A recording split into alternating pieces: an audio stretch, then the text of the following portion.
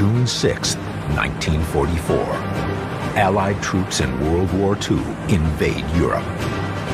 They land on the treacherous beaches of Normandy, France.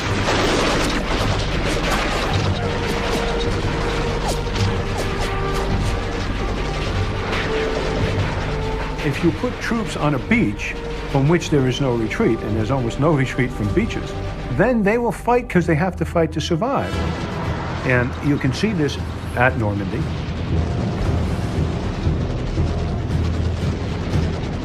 What those men went through was almost unbelievable. When you see those beaches and you see what those men had to face, it's absolutely sobering to realize. And it makes you very proud to be an American, as far as I'm concerned.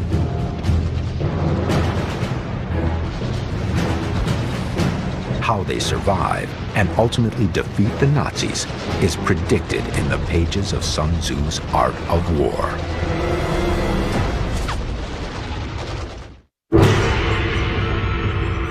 Sun Tzu says, all warfare is deception. If you can deceive your enemy before battle, you are more likely to win. Imagine I got 10,000 soldiers, you got 1 million. Right, so what I had to do to counter you, right? I had to deceive you, right, into split out your forces into more diverse groups. Supreme Allied Commander Dwight D. Eisenhower takes this principle to heart as he prepares to invade Europe during World War II. His invasion strategy at Normandy is one of the most daring in history, and it's foreshadowed in the pages of Sun Tzu's Art of War. By 1944, Nazi Germany knows the Allies are coming, but they don't know where or when. It's very clear at some point that in order to win World War II, the Allies would have had to invade the continent. And the build-up in England is the only place they could build up from. It meant it was going to come somewhere on the coast of France. The only question is where. There are only 3 feasible locations where the Allies could land: the Pas-de-Calais, the Cherbourg Peninsula, or the Normandy beaches. The reason why this was true is that the Allies were absolutely certain to only land on a beach that could be protected by the air power of the fighter planes that could fly out of southern England. The range of these fighters was 400 miles. Therefore, any landing site had to be within 200 miles of these beaches. But even with air support, the Allies know a beach invasion of Europe is nearly impossible. To succeed, they must employ more of a go strategy than a chess strategy. So instead of a direct attack, the Allies follow Sun Tzu's principle of deception and convince the Germans the attack will not occur at Normandy. One way Normandy is comparable to Go is the fact that the deception is involved. As you're playing Go, you are signaling by your moves which parts of the territory you're going to try and conquer. What the Allies were able to do with the clever use of deception, as well as actually clear military logic, was to convince the Germans that when it came, it would come at Pas-de-Calais. And when in fact, they planned to come at Normandy. It's called Operation Fortitude, and it's one of the most complex deception campaigns ever attempted. The Allies create a fake army that appears ready to strike at Calais. They use inflatable tanks, planes, and trucks to fool German photo reconnaissance. They would move the tanks and the trucks around at night, and they would have men with rollers actually making the tracks so that there would actually be tracks in the ground so that it would look like there was a real movement of troops during the night. The Phantom Army needs to be seen and heard, so Allied Army personnel broadcast endless hours of fake transmissions about troop and supply movements. On the one hand, you would think it'd be a bit of a funny job because you're just sending bogus traffic. But on the other hand, it's a very important job that if they were lax in it or they didn't do it well, it would defeat the whole purpose of the deception plan. Eisenhower shows the Germans his fake army, but keeps his real fighting force an absolute secret. For weeks, they are successful in their deception campaign. But 1 month before the D-Day invasion of Normandy is set to begin, the Allies fear their secret is out. British counterintelligence officers discover 5 crucial Normandy code names in a single newspaper crossword puzzle: Overlord, Neptune, Utah, Omaha, and Mulberry. British agents track down the creator of the crossword puzzle, a 54-year-old teacher named Leonard Daw. And they interrogate him, and he gets very indignant and says, you know, am I not allowed to choose the words that I want for a crossword puzzle? And they press him, but at the end of the day, they figure out that he is actually telling the truth and that the words were actually just an accident. With the scare behind them, the Allies must now actively sell the Germans on the Calais invasion threat. They turn to one of Sun Tzu's favorite methods: spies. Sun Tzu says it is essential to seek out enemy agents who have come to spy against you and bribe them to serve you. In the art of war, double agents are the most important spies. Double agents begin as the spies that your adversary has sent to spy on you. When you find them out, you don't jail them or execute them. You hire them. You give them lavish rewards. And what they start to do then is they continue to act as if they're spying on you, but the information they feed back to your adversary is misinformation.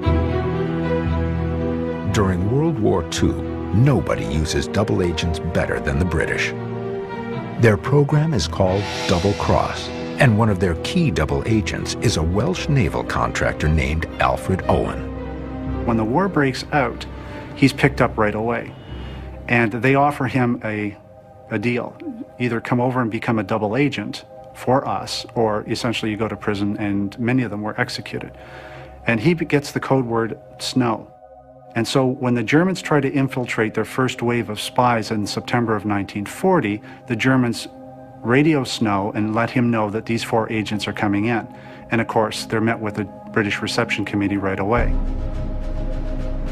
Double Cross is so successful that British intelligence is able to turn or imprison nearly every spy sent by Germany during the war. These double agents, with code names like Garbo, Brutus, and Tricycle, give such convincing misinformation that the Germans not only believe the invasion is coming to Calais, but it's the Normandy landing that's the diversion. Sun Tzu says, the way a wise general can achieve greatness beyond ordinary men is through foreknowledge. Sun Tzu teaches the importance of deception and foreknowledge to uncover the enemy's intentions. The Allies gain foreknowledge by breaking German codes. For years, the Germans believe their encoding machine, called Enigma, is completely unbreakable. It can scramble a message 150 million ways. But with the help of a Polish mathematician, British intelligence does the impossible. They are able to decode an intercepted German message within hours. They call their code-breaking system Ultra. Through Ultra, the Allies know what the Germans are thinking, what their perceptions are of the battlefield, and their view of what's happening. Thus, they're able to feed German spies information that reinforces those misconceptions. Sun Tzu would prize Ultra for its ability to read the mind of the enemy. The art of war essentially is using the mind to fight the war, meaning to say that it is a mind-to-mind battle. So in order to win against the enemy, you must be able to read the mind of the enemy. But sometimes, knowing what your enemy is thinking creates moral dilemmas. According to a British intelligence officer, on November 14, 1940, the British decode a German message about an impending attack on the English city of Coventry. If Churchill tries to protect Coventry, he could tip off the Germans that he's reading their messages. It must have been a very, very difficult position to be placed in and a very difficult decision for him to make. And in this particular case, he was looking at the long-term Allied victory, and he essentially sacrificed the citizens of Coventry that were lost that night. Coventry is devastated from the air. The destruction is so complete, the Germans coin a new phrase, Coventrated, to describe total obliteration of a town. The story is controversial, as there is no hard evidence to support the claim that Churchill was warned about the Coventry attack. As D-Day approaches, the Allies discover through Ultra and their network of spies that the Nazis still believe the invasion will come through Calais. Still, attacking Normandy will be difficult as the Germans establish defenses all along the coast. Sun Tzu would praise the Allies' preparation for the landing and their mastery of deception, but he would seriously condemn what they do once they arrive.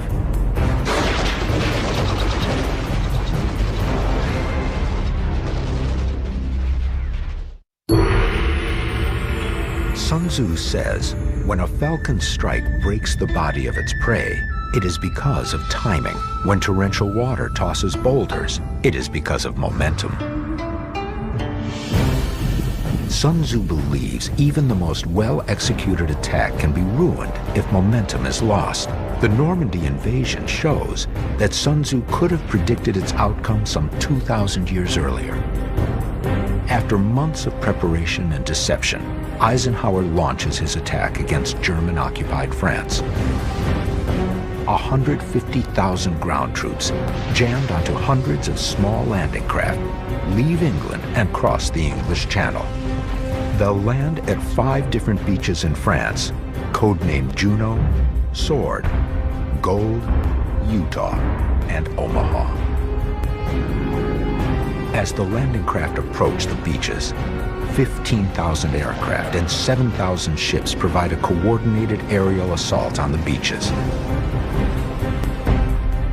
At some of the landing sites, the Allied soldiers meet very little resistance. But at beaches like Omaha, it's hell on earth. For many of the Allied soldiers inside the landing craft, these moments before the door opens will be their last. A case of incredible courage in the face of overwhelming horror. I mean, if you think about it, the landing crafts came up to the beach, and as they came up to the beach, the troops inside the landing craft could hear the machine guns tattering on the outside.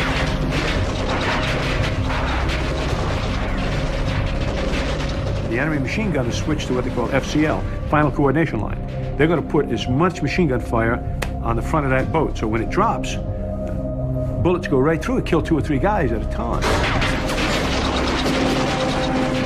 A lot of guys just died that way.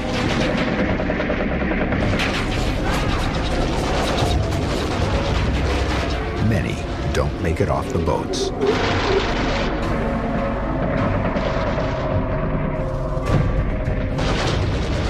For the soldier lucky enough to survive the initial machine gun barrage, the nightmare is just beginning.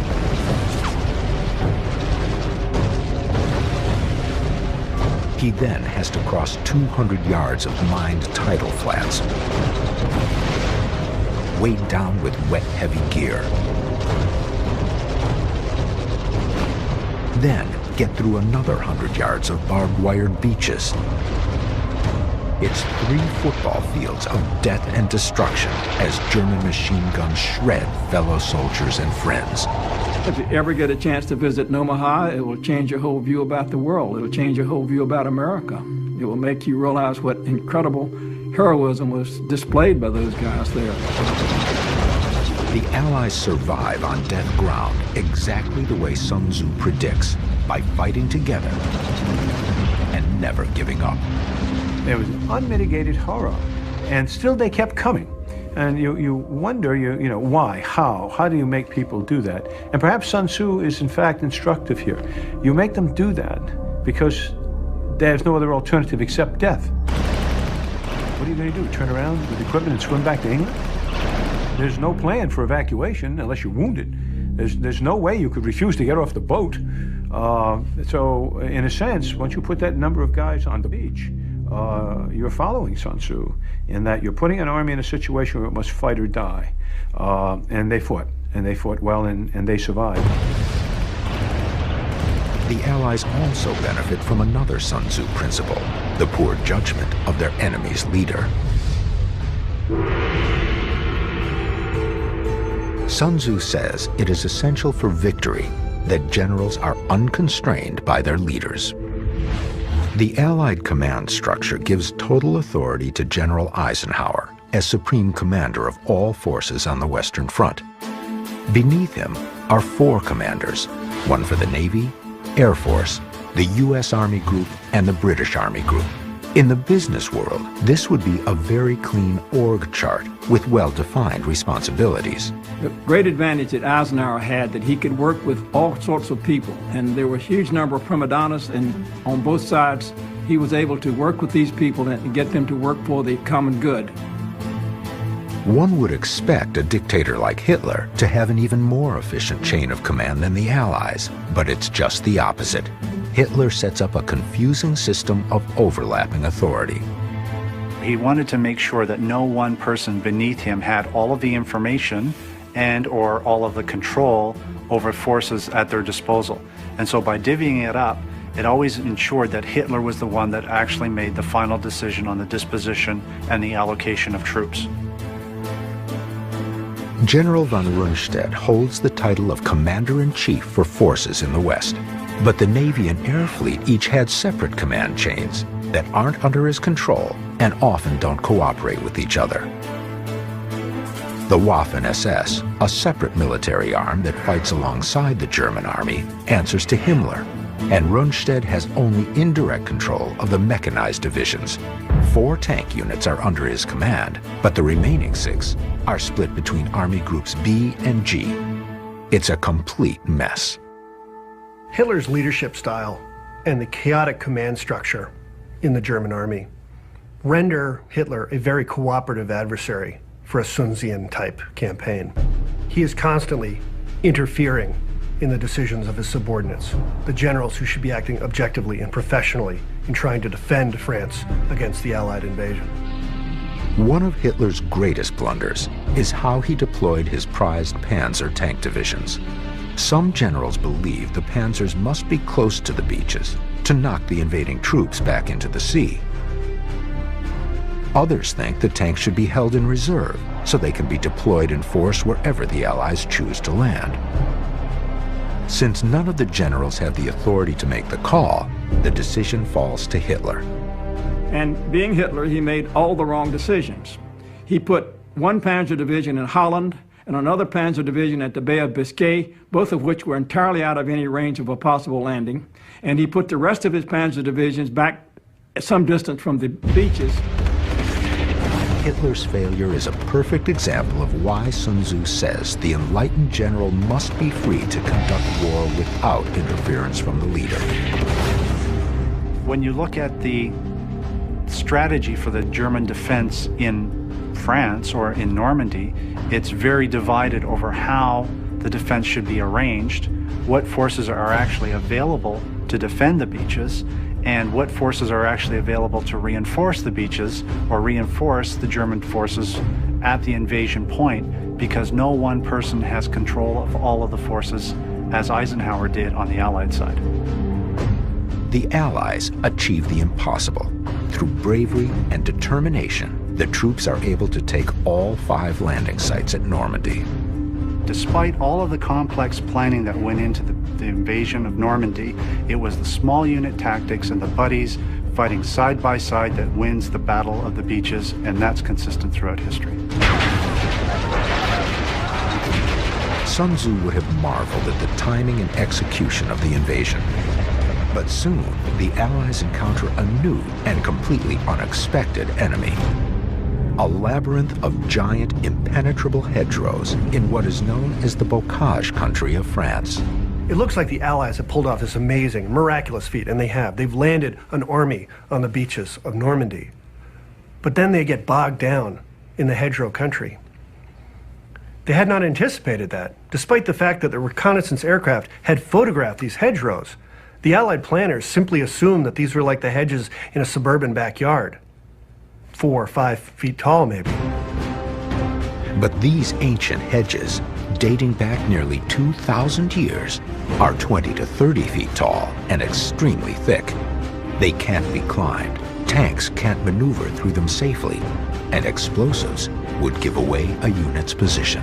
The hedgerow country in Normandy threatens to completely undermine the momentum that the Allies need to build up. The American army is a mechanized army, and you can't move tanks and trucks very quickly through hedgerows that are enormously thick. The Allies' momentum stops dead in its tracks.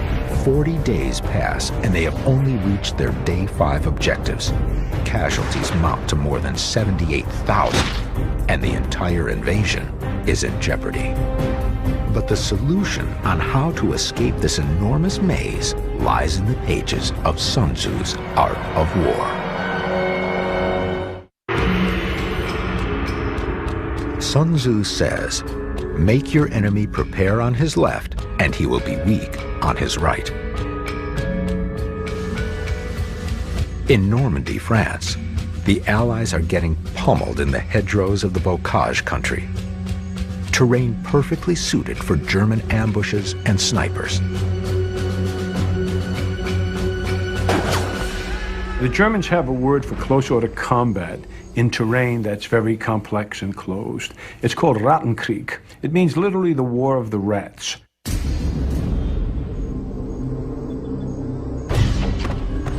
It means, in essence, that warfare gets reduced to almost individual combat, 1 or 2 men against 1 or 2 men, because the terrain, in this case the hedgerows, won't allow you to maneuver, won't allow you to bring your technological advances of artillery, air power, mobility to tanks to bear.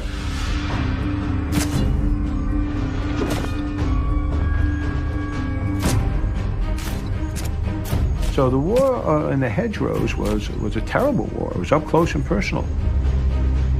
But perhaps what's most deadly in the hedgerows are the German panzer tanks prowling the maze.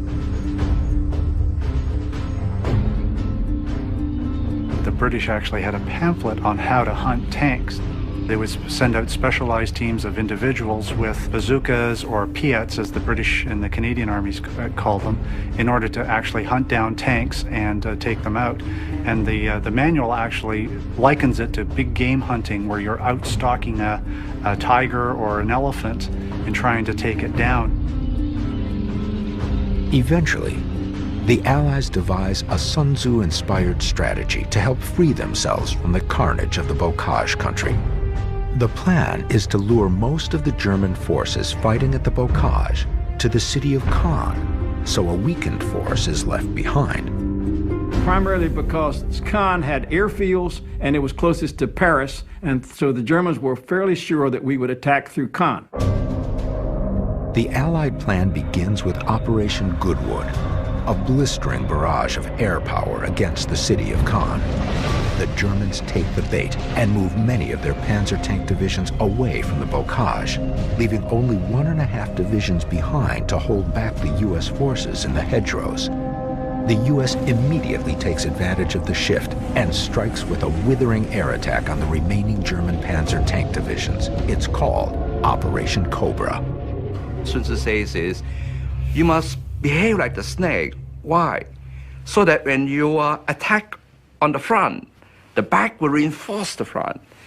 You attack in the rear, the front can reinforce that point, and you attack the middle. Both sides will come in. So for Sun Tzu, right, it is really that the enemy attacking you. In your responses, you must be flexible. With nearly all of the German tanks destroyed, U.S. forces are able to punch a hole in the German line with artillery, tanks, and infantry. Finally, after weeks of frustration, the Allies break out of the Bocage.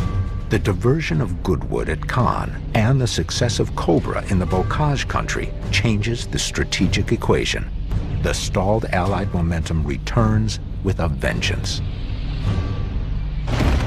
Throughout the Normandy invasion, Sun Tzu's invisible hand guides the Allies to victory through their use of deception, foreknowledge, and a superior command structure that motivates the entire army to fight as one.